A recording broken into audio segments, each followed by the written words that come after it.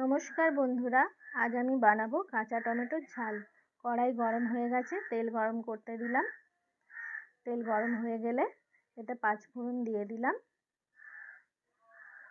পাঁচফোড়নটা ফুটে উঠলে দুটো শুকনো লঙ্কা দিয়ে দিলাম। এগুলো ফুটে উঠলে কাঁচা টমেটোটা দিয়ে দিলাম।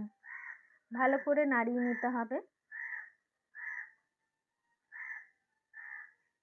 ভালো করে নাড়াচাড়া করে নিয়ে এর মধ্যে স্বাদ মতো লবণ দিয়ে দিতে হবে।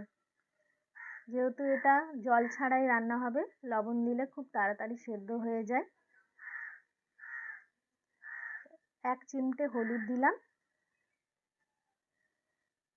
আবারও ভালো করে নাড়িয়ে নিয়ে 2-3 মিনিটের জন্য ঢাকা দিয়ে দিলাম। ঢাকা খুলে দেখলাম টমেটো অনেকটা সেদ্ধ হয়ে এসেছে। আবার ভালো করে মিশিয়ে নিলাম সব একসাথে।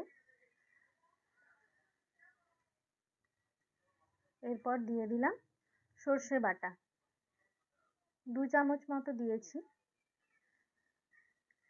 আঁচটা কিন্তু একদম লো ফ্লেমে রাখতে হবে, পুরোটাই হবে লো ফ্লেমে। এরপর কাঁচা লঙ্কা দিয়ে দিলাম, গন্ধটাও ভালো হবে, একটু ঝাল ঝাল হবে। নাড়িয়ে নিয়ে একটু ধনেপাতা দিয়ে দিলাম। আবারও ভালো করে মিশিয়ে নিলাম। এরপর দিয়ে দিলাম চিনি। চিনিটা দিই কারণ আমরা একটু মিষ্টি মিষ্টি খেতে পছন্দ করি।